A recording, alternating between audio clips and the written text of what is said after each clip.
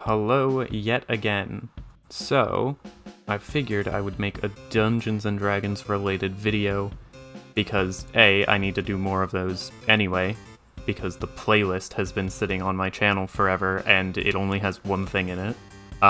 Don't watch that, by the way, it's not a very good video. But also, the second reason that I want a D&D related video today specifically is to remind people that, hey, in very soon, on Sunday evening Pacific time, on Monday morning Australian time, I will be in the first session of Guardians, VTuber Tabletop Guardians, the second campaign of VTuber Tabletop, which is called Guardian. I'll be playing my normal human ranger. Yeah, he's not a discount Doctor Who. He has more money than Doctor Who does. Anyway, the thing that I was going to do for this video is just reddit.com Dungeons and Dragons Reddit, because a bunch of the YouTubers that I like make Reddit videos, and I don't have a Reddit, but Dungeons and Dragons does, so I'm gonna use that one instead. Should I zoom in? I feel like I should zoom in more. That seems better, right? That's better. How much damage would a big coconut filled with gunpowder do? Space question mark. 5th edition, thank you for clarifying, because that's the one that I know anything about. So, Chaotic Artificers gang would like to know how much damage a big coconut filled with gunpowder does. And to answer that question, index, firearms, that'll be page fun, 85. Page 85 is the only one where it tells you to have fun, guys. Alright, so, the damage value given by the Dungeon Master's Guide for a powder horn of gunpowder that is ignited, it's 3d6 fire damage within 10 feet of the explosion. According to Wikipedia, a powder horn is, Okay, so Google says the average length of a powder horn is 11 to 12 inches. So we're going to generalize this to be a cone, and that's our height value, 11.5 inches. Here's a powder horn, yes, new layer, a line from here to here, and a separate line on another new layer from here to here to get the, and rotate, move this down a bit. That's basically the entire length of the thing. And duplicate this layer however many times we need it. There's one. There's another one. And so that's roughly 3. The width is roughly a third of the length, a little bit less. So what we're gonna do here is bring out my calculator. 11.5 divided by 3. And we've got our radius, 3.83. Hey, so, I did the math wrong. I just put a diameter in instead of a radius. The volume of the cone should be 44.39 cubic inches. And that means I'm also going to have to do a correction to my conclusion. How big is a coconut?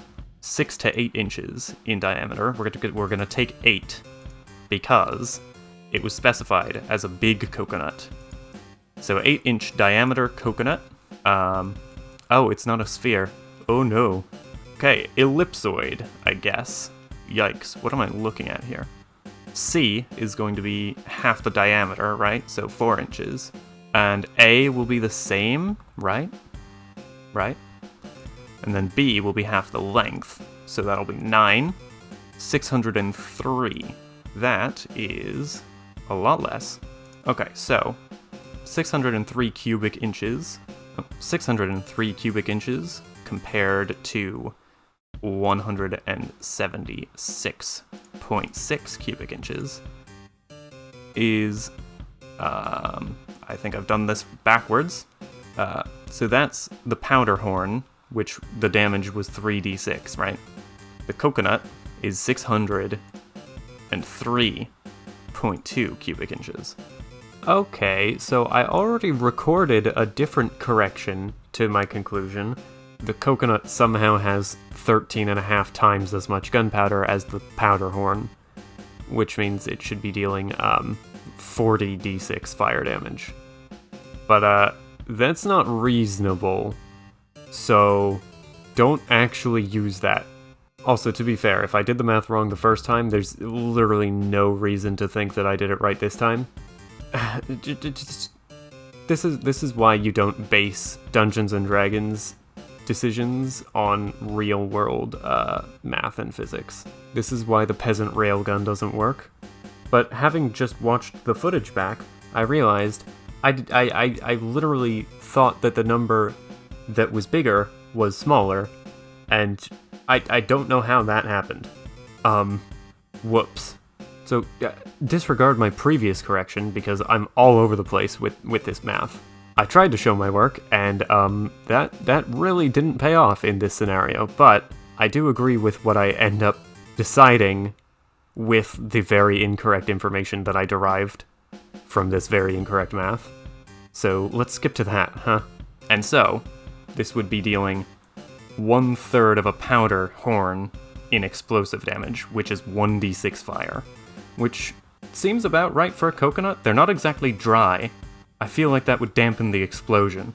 Sure, most players are already familiar with the 4 primary party roles where combat is concerned: Striker, Defender, Support, and Control. I was not familiar with those. That sounds like 4th edition terminology. But what about the other 2 pillars of play, Social and Exploration? How would you try to define 4 primary party roles for those 2 additional pillars of play? Well, I feel like in order to do this, you would need a more fleshed out mechanical system for those 2 aspects of the game, which Dungeons & Dragons is, frankly, a combat system. Dungeons & Dragons rule set is almost entirely for combat. Let's see what other people say. Intimidator, Charmer, Negotiator, Socialite. I don't really have anything good to say about this question. Let's move on to a different question. Is Tasha's Cauldron worth it? I'm considering buying... Is it worth the money? Okay. Tasha's Cauldron of Everything, which, for the record, I think is the worst name for a book that Dungeons & Dragons has ever come up with. Tasha's Cauldron of Everything. Like, really? But, as things stand right now, it's probably the most important book in 5th edition behind the Player's Handbook. It is the second best book to have outright because of the optional class features being implemented into the game. It is as close as you can have to a Player's Handbook sequel without outright calling it the Player's Handbook 2. And it also has a bunch of other stuff, but yeah. Where do Forge Domain Clerics originate from? Xanathars? How does this have 11 comments? Wow, okay, it's all... okay, never mind. More human, Minotaur or a Centaur, space period, please help. Okay, folks, I need the world of D&D to give me input. My DM is having us run a module, Rise of the Drow. Rise of the Drow? What? DM claims a Centaur is more human than a Minotaur. No. Your DM is wrong. I don't think there's a single argument in favor of Centaur. And I'm going to see how many people agree with that. Most of them. First of all, the definition of humanoid. Resembling a human in shape, yeah? So, generally speaking, shape is what defines what is and isn't humanoid.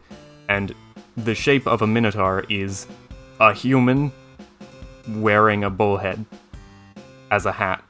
It's probably one of the most humanoid monsters you can get. And a centaur, right? Horses are very big, okay? A centaur isn't even 50% human by weight. And they have more legs. These 73 people are probably trolling. Centaurs have the Fey creature type. I forgot about that. By any measure, a centaur is more human than a minotaur. That's not the question. The question is humanoid. And also, this is setting dependent. Like, if you're going to argue temperament, you're wrong. Because that depends on the setting, and we don't know anything about the setting. This is not even a good post. What am I doing? A snail character. How does water walk interact with a swim speed when already underwater? D&D Beyond says, if you target a creature submerged in a liquid, the spell carries the target to the surface at a rate of 60 feet per round. That is not voluntary and not negotiable. What happens there is that at initiative count 20, let's say, because that's when environmental effects tend to happen, the person affected by the spell just goes up 60 feet. Oh boy. And on their turn, after that's happened, or before, depending on their dexterity, they can then use their swim speed. So, yeah, I guess it stacks, technically, kind of. It's more so that these are two different things happening. You would definitely escape faster as long as you are only fleeing upward. If you're trying to go further down, then this is a very bad idea. So yeah, that was a pretty simple question. Now, what you could do, in terms of house ruling this interaction, is that water walk causes a swim speed to function as a burrowing speed while interacting with water. Just an idea. What do you want to know about every setting always? Interesting question. Let's see what people have to say. Are we starting at level 3? That's fair. The options on the map for where the character you made can be from, that's very much a reasonable thing to want to know. It's not very specific, though. This is very specific, and who thinks... What is the most common form of magic? Oh, that's a spicy one. I don't think I've ever heard anyone ask this about any setting. That's interesting. If you could cast any one spell in real life at will, what would it be? Have to follow the components, range, casting times, concentrations, etc. But you don't need spell slots, you can just cast it. 40, okay, that's a lot of comments. Magnificent Mansion, okay. Wish, that's just cheating. Power word kill. You know what? I think I want to pick Fabricate. You convert raw materials into products of the same material. For example, you can fabricate a wooden bridge from a clump of trees, yada yada yada. Choose raw materials you can see within range. You can fabricate a large or smaller object given a sufficient quantity of raw material. If you are working with metal, stone, or another mineral substance, however, it can be no larger than medium, which is still pretty big. The quality of objects made is commensurate with the quality of the raw materials. Let me just Google that. Corresponding in size or degree. Okay. Creatures or magic items can't be transmuted, obviously. Well, there wouldn't be any magic items in real life. You also can't use it to create items that ordinarily require a high degree of craftsmanship, such as jewelry, weapons, glass, or armor, unless you have proficiency with the type of artisan's tools used to craft such objects. I actually have taken classes in jewelry making, so I would be able to make jewelry with this spell. And honestly, the only reason I don't make jewelry very often is because it takes a really long time, and this has a casting time of 10 minutes. So, yeah. Fabricate. Probably the most profitable option. I mean, imagine going to, like, a convention and signing up for an artist booth, and you just know Fabricate. You have to already be good at the thing that you're trying to make. But it's such a time saver. So, that was the D&D subreddit. I don't know if I'm going back there or not. Hey, so, turns out I was being very pessimistic about my footage retention, and I have way more than enough for a second video from this recording session. So, there will be more of this. Unless people hate it, in which case I won't bother. As far as D&D content that I'm definitely planning on doing, Sunday evenings, you can watch me play Heralds, VTuber Tabletop, second campaign. Very fun. Eventually, I will get around to my Detect Magic series, which is going to be much more high effort than most of my content is. That'll be me evaluating the crossover products between the Magic, the Gathering, and Dungeons & Dragons properties. So, it's Dungeons & Dragons content half of the time. And the other thing that's probably coming up here is a world building series that is Dungeons & Dragons adjacent.